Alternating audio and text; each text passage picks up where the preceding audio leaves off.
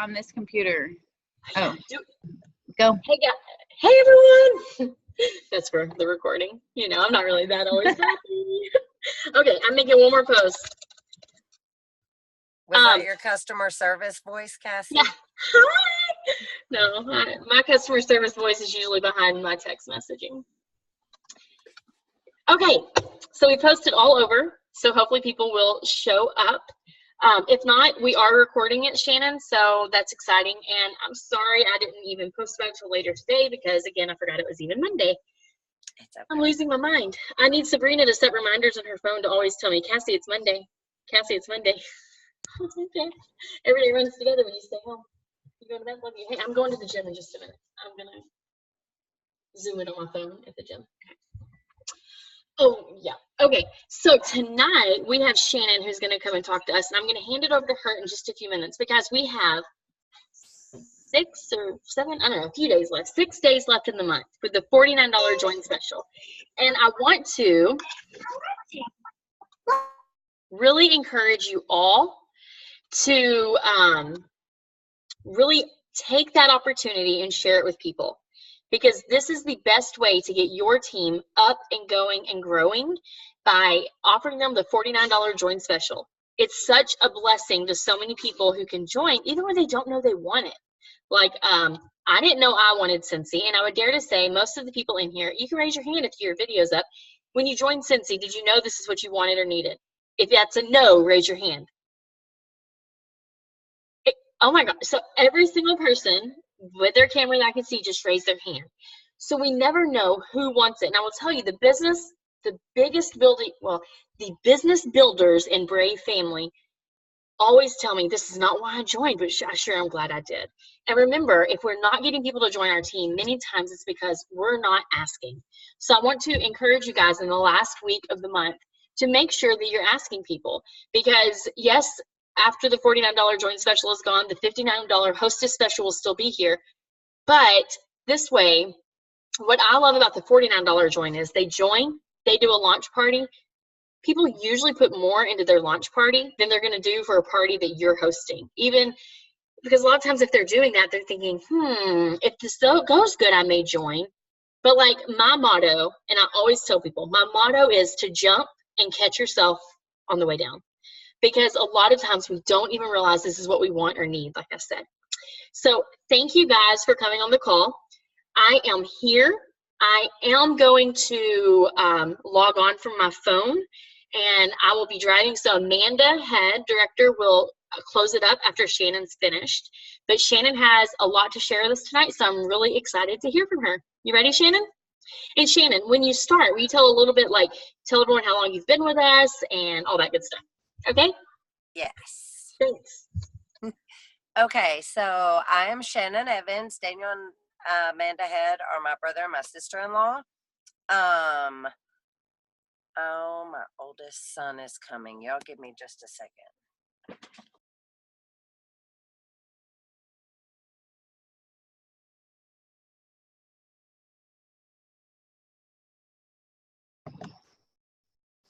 Okay, just so y'all know, she's going to be sharing some extremely personal information, so she doesn't want her kids around, so she has to hide them away.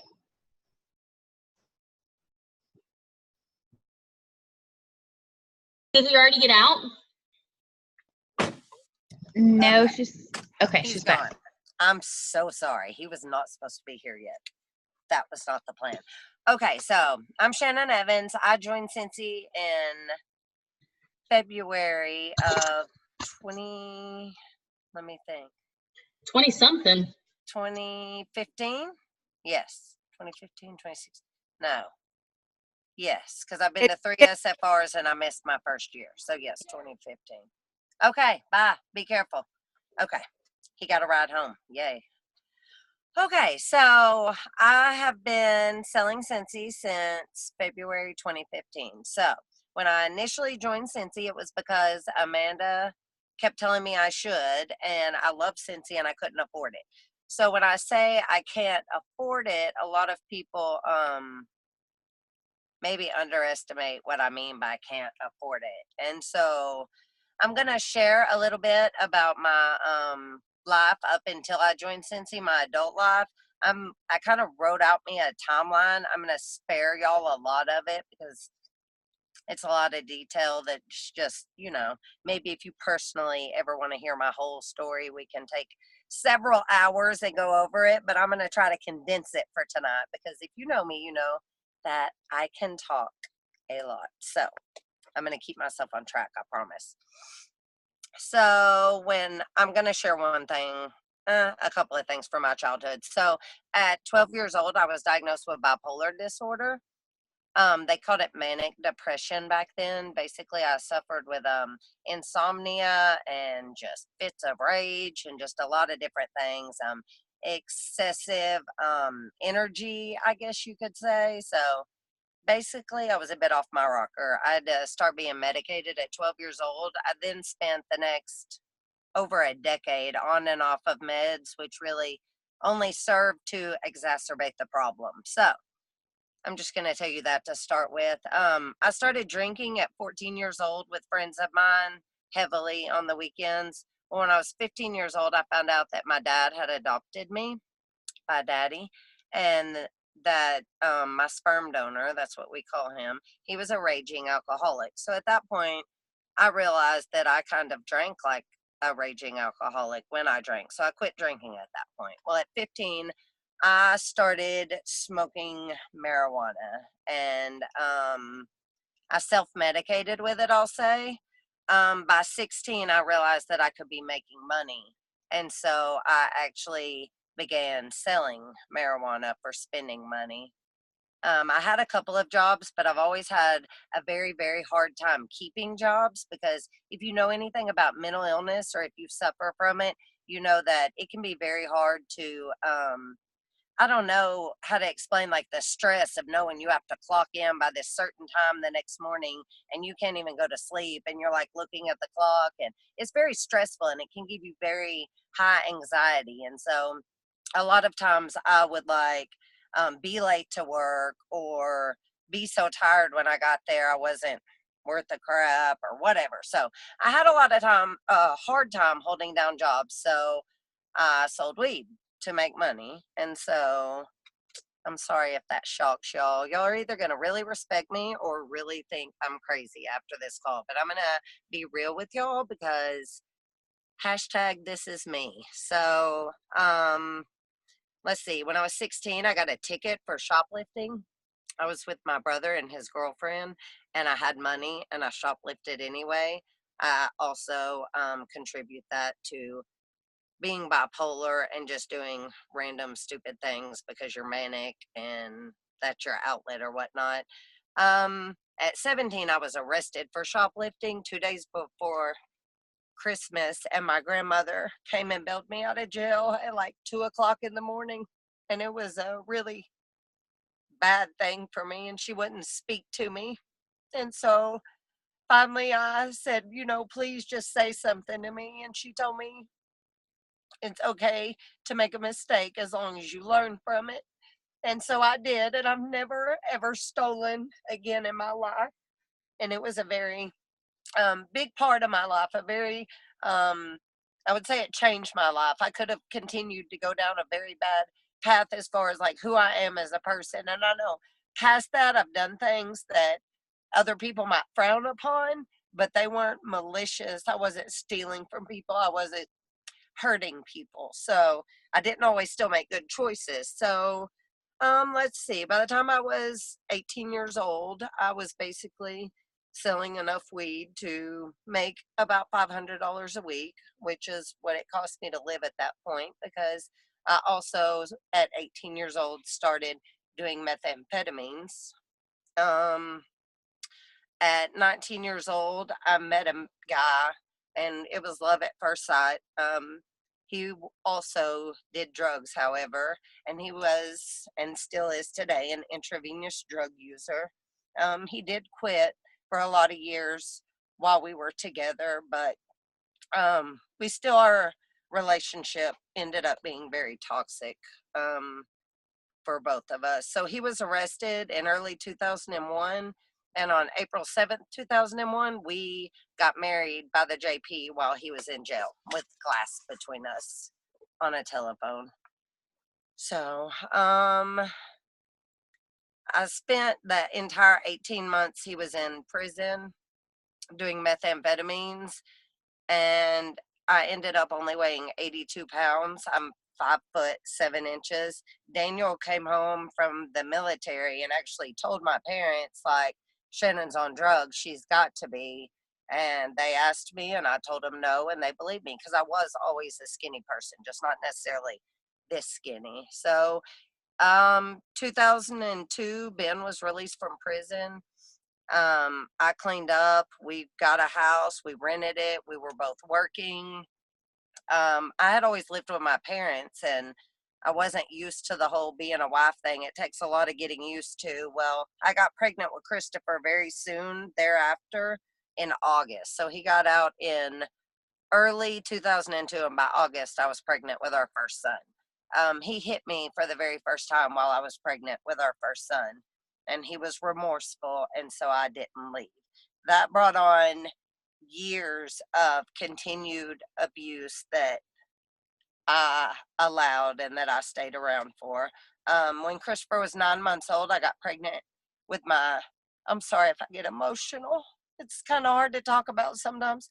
When Christopher was 9 months old, I got pregnant with Xander, my redhead. And so when Christopher was 18 months old, I had my second son.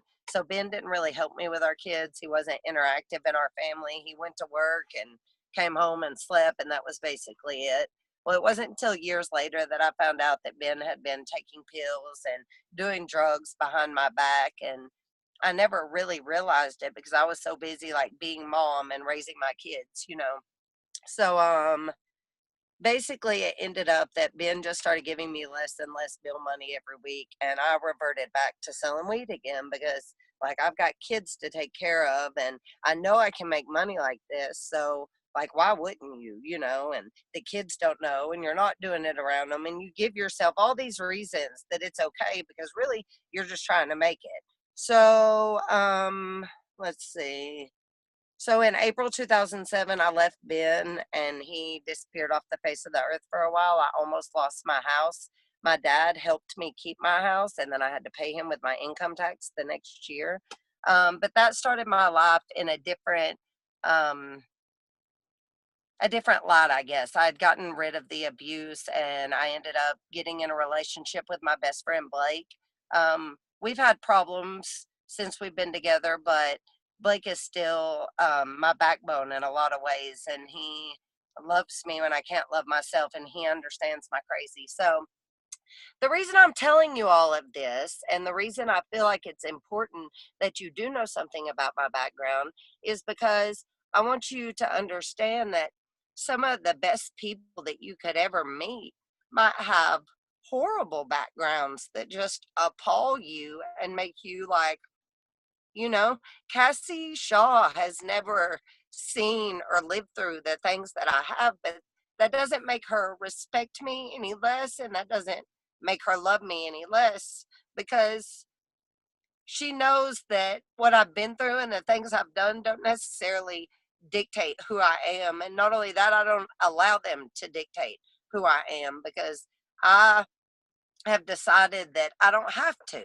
I can be who I want to be, and it doesn't matter what I've done in the past. It doesn't matter how I felt or anything. All that matters is that every day that I try to do what I can to better my life. So I've got some points here about meeting people where they are. And the first one is if you're only looking for people like you to join your Scentsy team or to be your friend, you're missing out on a lot of amazing people. Like, some of my best friends are totally different than me. And I have lesbian friends, for instance. I'm a Christian. That to Christians, it's against what we believe in. However, I don't feel it necessary to agree with everything somebody does or thinks to love them or to be their friend. In fact, I think like, what do they say? Diversity is the salt of the earth or something. That's what I say anyway. I love it. I love different people, and I love getting different perspectives on life from people who have lived different lives than me because it can help you grow as a person, just to know people who have lived differently than you and know what their struggles have been, and know that one, people can get through hard times and still end up doing amazing things in their life. And two, that just because you have been a mess up or a failure in the past doesn't mean that you can't lead other people. So, my second point is, don't assume that because somebody has been in a bad situation for years that they aren't interested in an opportunity to change their story. If you do that, like, you're shortchanging them what could be a life changing opportunity for them. Somebody who sold weed for years to make a living and to like be sure their kids didn't go without now has a legit legal Scentsy business. And yeah, I'm still hustling when you look at it, but it's legal and it's fun. And I have a family and we get to like take trips together and it's just awesome. So, just because I did that in the past doesn't mean that's how I want to live the rest of my life, is basically what I'm getting at. And there are other people just like me, or not just like me, but that would be willing to do something to better themselves, even though that they've done crappy things in the past. Also, I shared something recently about the book Girl Wash Your Face, and a girl I know downloaded it, and then she immediately messaged me and was like, she lost my interest. She's been to the Oscars. She has no idea like what I've been through in life. And it irritated me so bad, because I want y'all to hear my third point, which is, don't ever assume that because somebody is in a far better position than you, that you have nothing to offer as a leader, or to them as a leader even. And I think that I've learned over the years that the more you surround, you don't want to be the smartest person. And I spent too many years being the smartest person in my crowd, and the most driven person in my crowd, and the most this and the most that. And it ended up allowing me to still be subpar at everything, because what I'm measuring myself against is not higher than where I am. And so I feel like in order for us to grow as people, we do need to surround ourselves, at least have some influences in our life of people who are doing better than us, who are more knowledgeable than us, or who make more money than us. It doesn't intimidate me to sit down at dinner with somebody that I know is a millionaire and I don't even break 100K a year. That doesn't bother me. I'm not ashamed of that. Like, I think that we shouldn't feel ashamed to like be around people who are way wealthier or way smarter or way whatever they are than us, or people who are dirt poor or a drug dealer, or people who have done bad things. Like, you ought to be willing to meet people where they are. And if you do that, it's going to enrich your life in ways you can't imagine. It's going to enrich your Scentsy team. And I'm not patting myself on the back, but I do know that I have been a pivotal teammate of Daniel and Amanda's for their Scentsy business.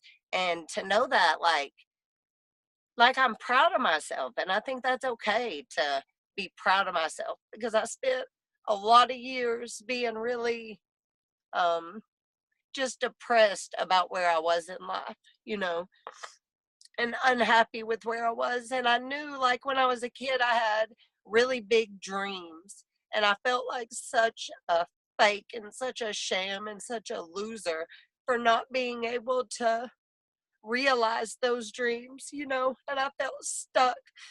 And I'm sorry, y'all, but Amanda has never, ever, ever like quit breathing life into me. And still to this day, her and Daniel, like, they call me, they check in on me, and they're like, hey, you good?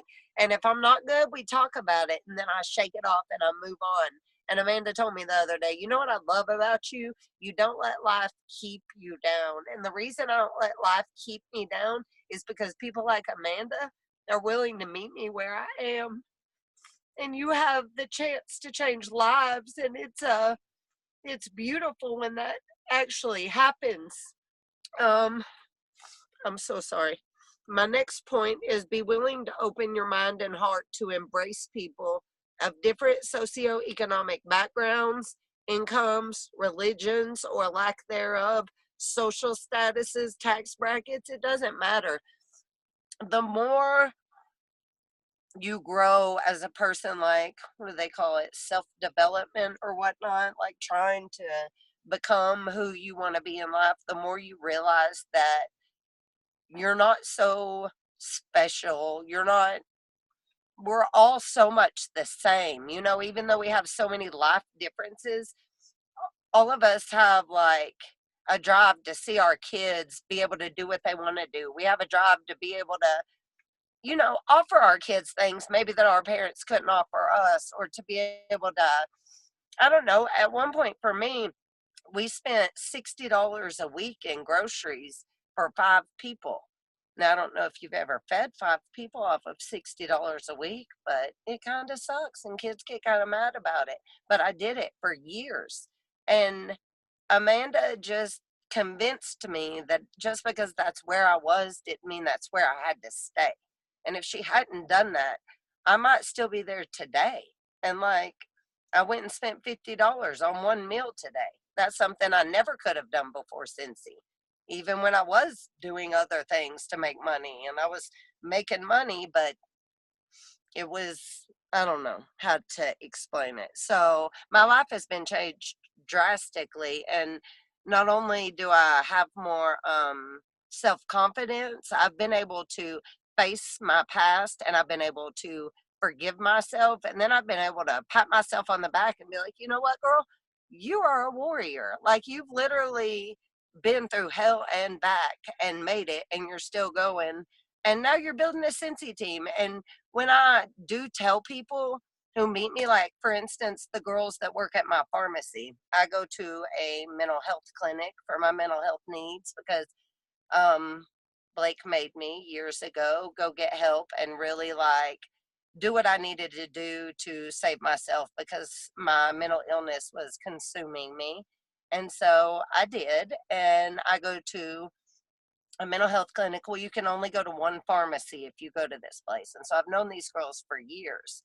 And when I first started, I get medication for anxiety. So when I first started going there, they had the snobby pharmacy tech, you get a controlled substance attitude with me, which is normal. And since I worked in the medical field, I do get it now because a lot of people are just pillheads, like drug seekers.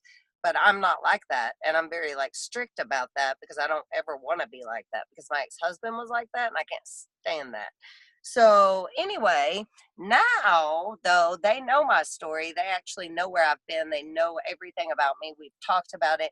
They love me. They are some of my biggest supporters and my biggest fans. And they say, Shannon, you're like the poster child. Like, you should be the poster child for why mental illness doesn't have to hold you down.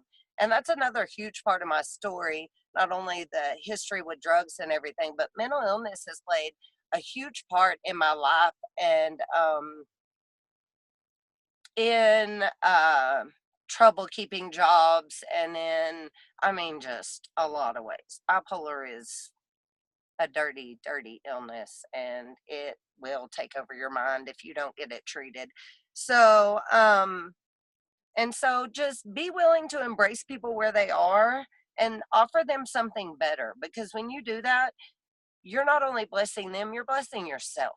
Because, and I know we don't want to be selfish like that, but if we are building a Scentsy team, it is because we actually want to do something other than what we're doing right now with our lives. We want to see our dreams realized through Scentsy. If we start, I feel like if we start team building, that's what I have decided I want to do. So, but you have to, now I'm not saying go to the ghetto and find you a drug dealer and try to get them to join your Scentsy team. I'm not irrational, I get it. But if you meet, like, for instance, one of your kids' classmates' mothers, and you know that her life is totally different than yours, whether it be that she's dirt poor and on welfare and being abused every day, or whether it's that she is rich as crap but miserable and you can see it all over her face, it doesn't matter. We should just always, like, I try to always smile at people. Like, it's, if you see me and we make eye contact, unless I want to fight you, I'm smiling at you, because that's just what I do, because I do know what it's like to feel like nobody sees you. And when we came to where we live now, I'm not from here, so my kids aren't from here, and all these people around here, it's a very small, old town. Everybody's from here, and their parents went to school here, their grandparents went to school here, like that. And so my kids spent a lot of years while I was in college, not fitting in. They didn't have friends. They struggled.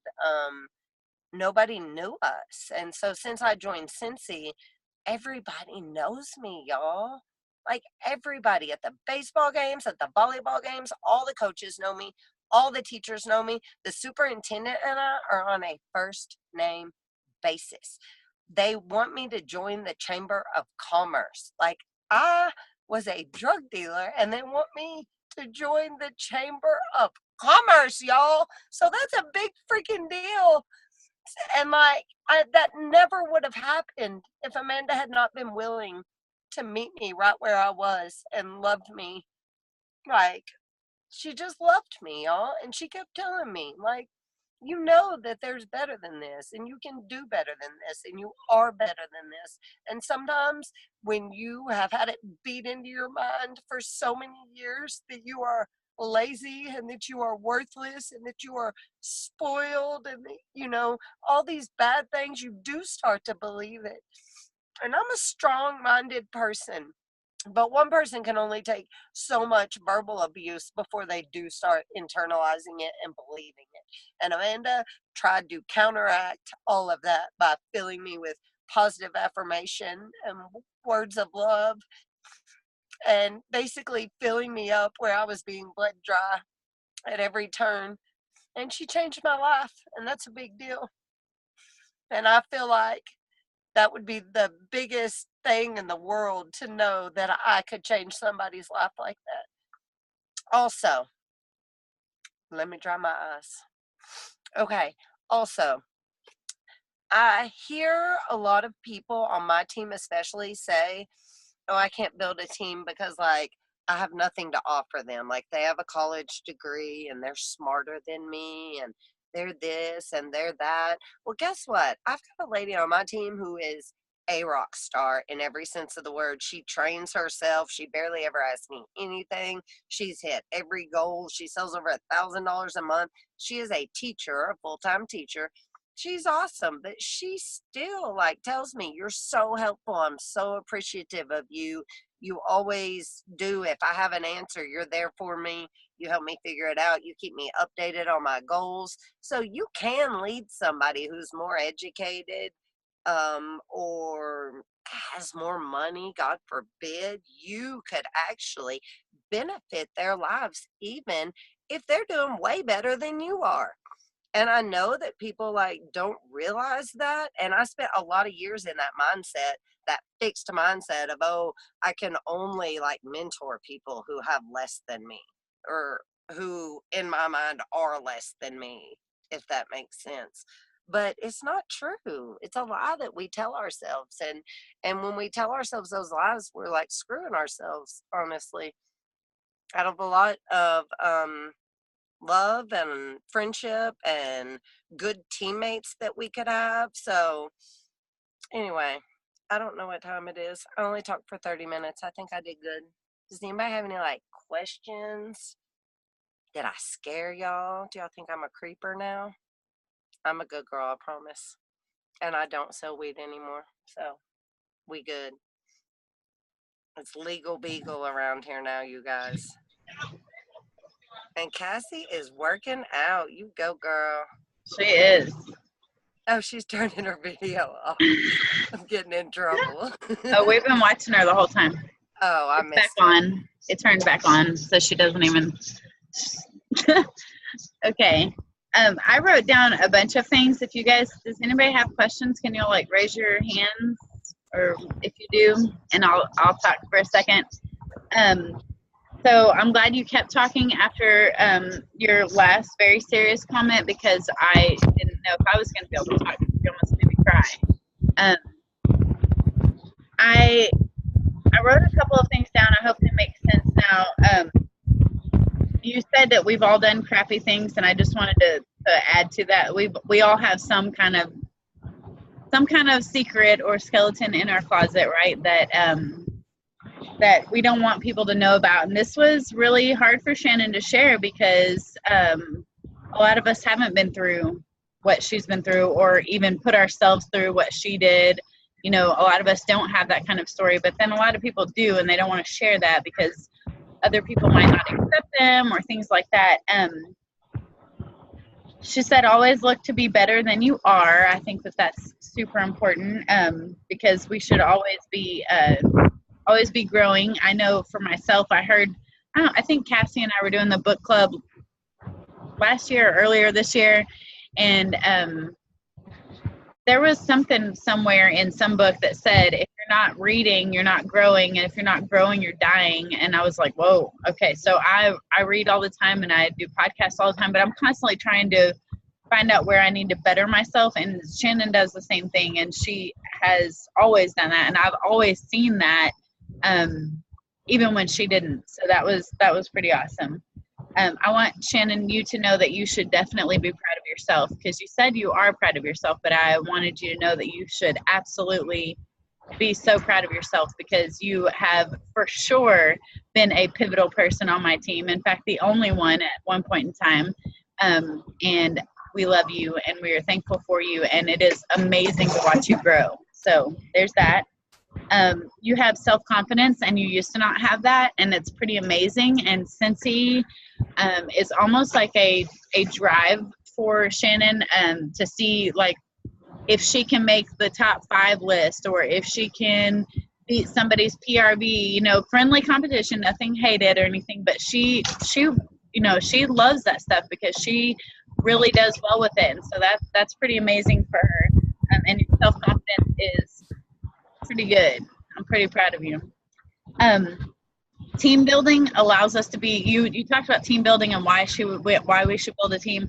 And I didn't know this when I was working on building a team, and I guess Daniel and I kind of learned it at SFR in the right words. I knew it was where my heart was, but in the right words. We got to talk to Orville and Heidi. That was that leadership. Where were we? Director boot camp or something? Director boot camp. That's where we were. I'm sorry.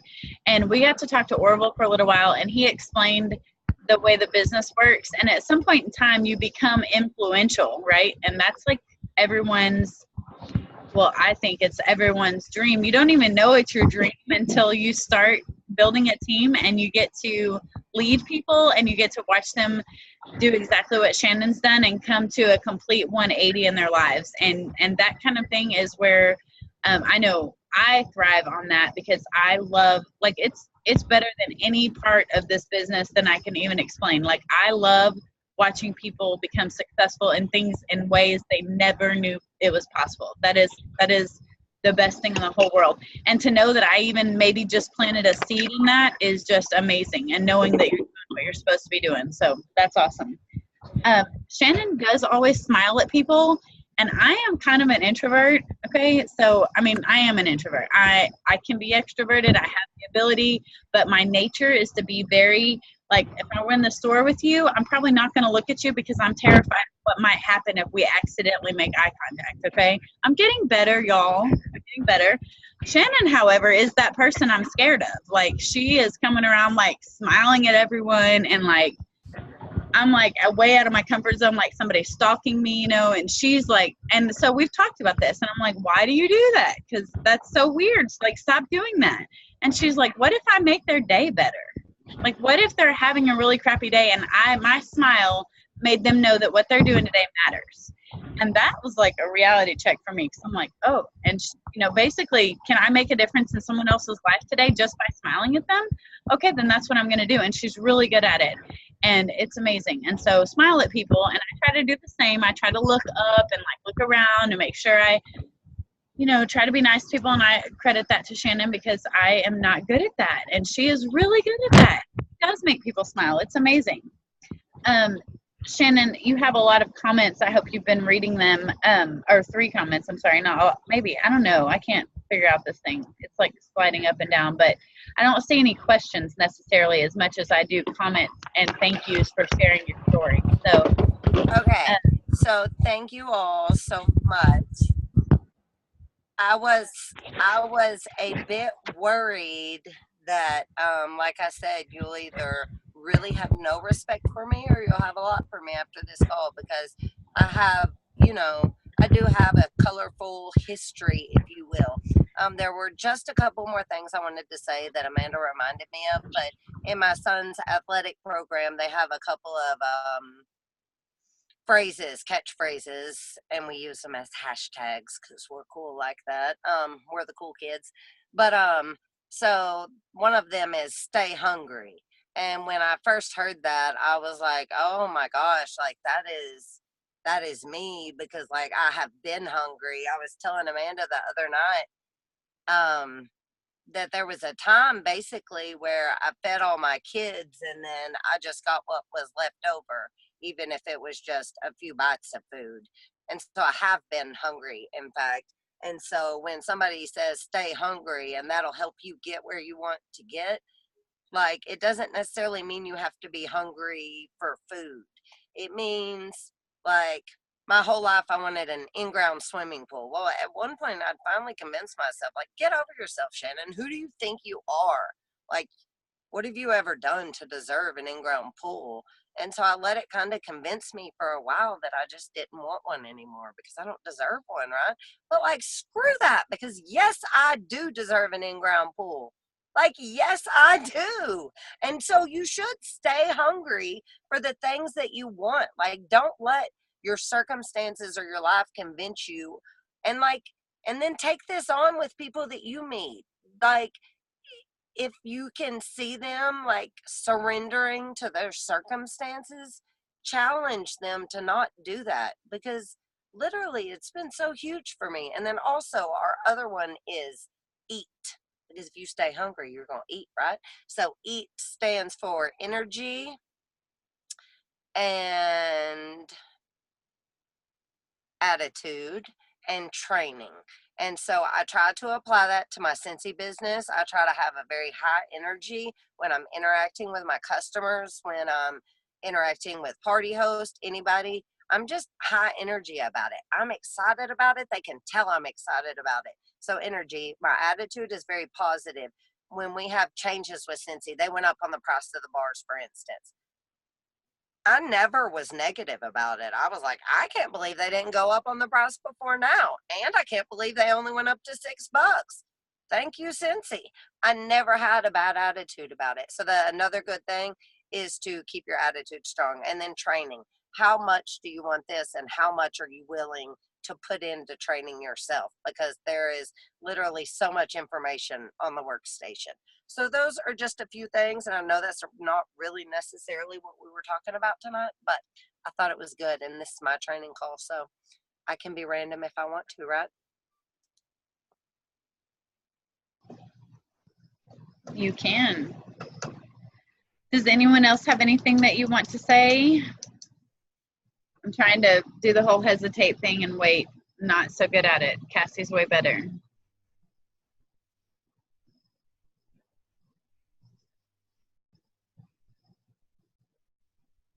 Okay, well, I'm going to stop the recording